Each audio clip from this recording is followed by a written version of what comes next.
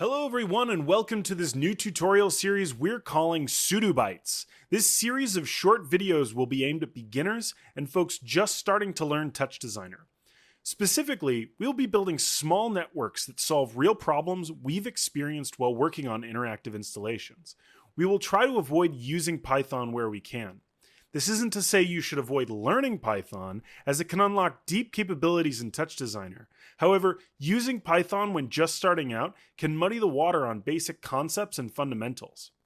Hopefully through these videos you will gain a foothold in some of the basics of TouchDesigner and find new ways to quickly develop your projects. I sincerely hope that people learn something from these videos and can use that knowledge in their own projects.